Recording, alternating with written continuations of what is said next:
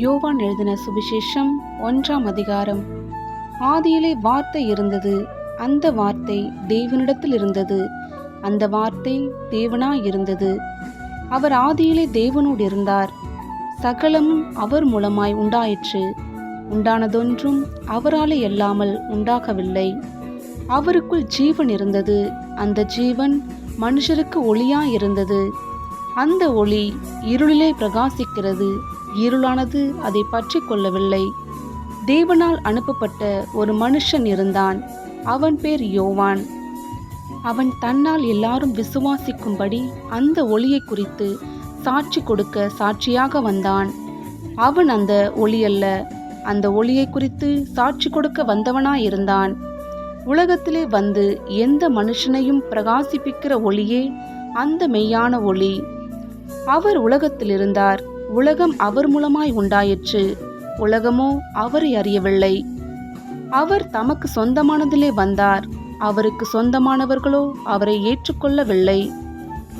அவருடைய நாமத்தின் மேல் விசுவாசம் உள்ளவர்களாய் அவரை ஏற்றுக்கொண்டவர்கள் எத்தனை பேர்களோ அத்தனை பேர்களும் தேவனுடைய பிள்ளைகளாகும்படி அவர்களுக்கு அதிகாரம் கொடுத்தார்.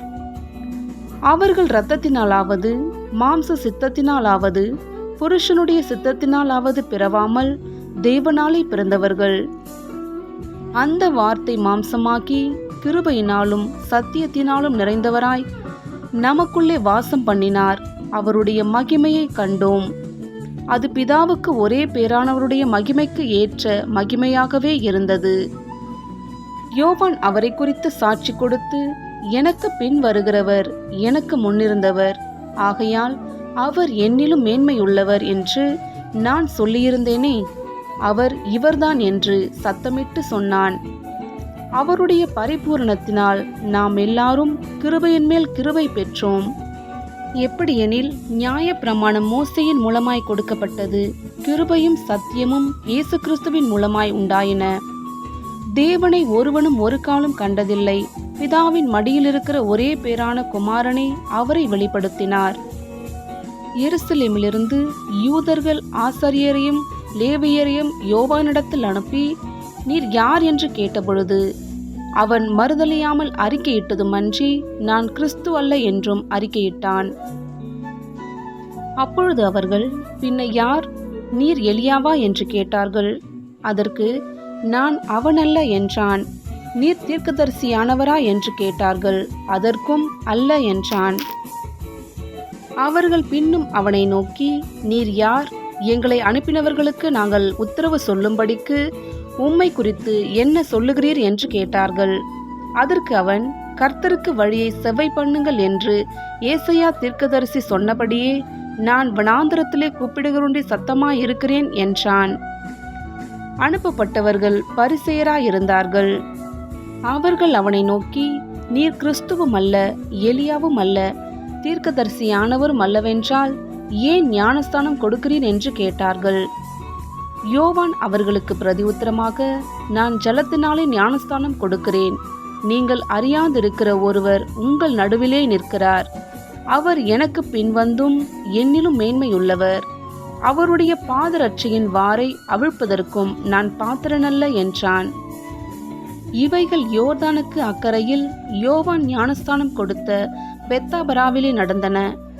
மறுநாளிலே யோவான் இயேசுவை தன்னிடத்தில் வர கண்டு, இதோ உலகத்தின் பாவத்தை சுமந்து தீர்க்கிற தேவ ஆட்டுக்குட்டி, எனக்கு பின் ஒருவர் வருகிறார், அவர் எனக்கு முன்னிருந்தபடியால் என்னிலும் மேன்மையுள்ளவர் என்று நான் சொன்னேனே, அவர் இவர்தான். நான் இவரை அறியாதிருந்தேன். இவர் இஸ்ரவேலுக்கு வெளிப்படும் பொருட்டாக நான் ஜலத்தினாலே ஞானஸ்தானம் கொடுக்க வந்தேன் என்றான். பின்னும் யோவான் சாட்சியாக சொன்னது, ஆவியானவர் புறாவைப் போல வானத்திலிருந்து இறங்கி இவர் மேல் தங்கினதை கண்டேன்.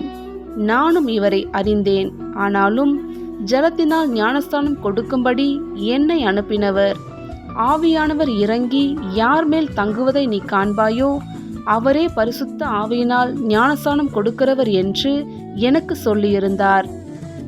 அந்தபடியே நான் கண்டு இவரே தேவனுடைய குமாரன் என்று சாட்சி கொடுத்து வருகிறேன் என்றான்.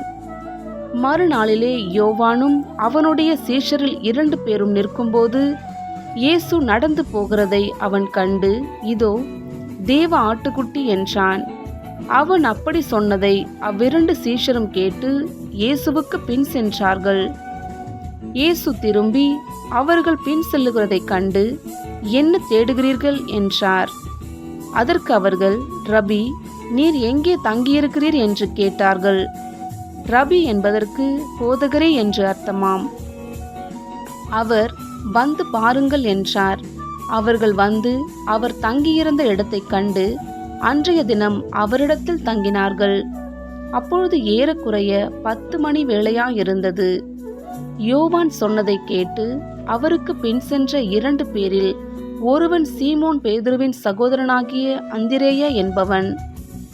அவன் முதலாவது தன் சகோதரனாகிய சீமோனை கண்டு, மேசியாவை கண்டோம் என்று சொன்னான். மேசியா என்பதற்கு கிறிஸ்து என்று அர்த்தமாம். பின்பு அவனை இயேசுவினிடத்தில் கூட்டிக் கொண்டு வந்தான். இயேசு அவனை பார்த்து, நீ யோனாவின் மகனாகிய சீமோன், நீ கேபா என்னப்படுவாய் என்றார். கேபா என்பதற்கு பேதுரு என்று அர்த்தமாம். மறுநாளிலே இயேசு கலிலேயாவுக்கு போக மனதாயிருந்து பிலிப்புவை கண்டு, நீ எனக்கு பின் சென்று வா என்றார். பிலிப்பு என்பவன் அந்திரேயா பேதுரு என்பவர்களுடைய ஊராகிய பெத்சாயிதா பட்டணத்தான். பிலிப்பு நாத்தான் வேலை கண்டு, நியாய பிரமாணத்திலே மோசேயும் தீர்க்கதரிசிகளும் எழுதியிருக்கிறவரை கண்டோம், அவர் யோசேபின் குமாரனும் நாசரேத் ஊரானும் ஆகிய இயேசுவே என்றான். அதற்கு நாத்தான்வேல், நாசரேத்திலிருந்து யாதொரு நன்மை உண்டாக கூடுமா என்றான். அதற்கு பிலிப்பு, வந்து பார் என்றான். இயேசு நாத்தான்வேலை தம்மிடத்தில் வர கண்டு அவனை குறித்து, இதோ கபடற்ற உத்தம இஸ்ரவேலன் என்றார். அதற்கு நாத்தான்வேல், நீர் என்னை எப்படி அறிவீர் என்றான். இயேசு அவனை நோக்கி, பிலிப்பு உன்னை அழைக்கிறதற்கு முன்னே நீ அத்திமரத்தின் கீழ் இருக்கும்போது உன்னை கண்டேன் என்றார். அதற்கு நாத்தான்வேல், ரபி, நீர் தேவனுடைய குமாரன், நீர் இஸ்ரவேலின் ராஜா என்றான். இயேசு அவனுக்கு பிரதியுத்தரமாக, அத்திமரத்தின் கீழே உன்னை கண்டேன் என்று நான் உனக்கு சொன்னதினாலேயா விசுவாசிக்கிறாய்? இதிலும் பெரிதானவைகளை காண்பாய் என்றார். பின்னும் அவர் அவனை நோக்கி, வானம் திறந்திருக்கிறதையும் தேவ தூதர்கள் மனுஷகுமாரனிடத்திலிருந்து ஏறுகிறதையும் இறங்குகிறதையும் நீங்கள் இது முதல் காண்பீர்கள் என்று மெய்யாகவே மெய்யாகவே உங்களுக்கு சொல்லுகிறேன் என்றார்.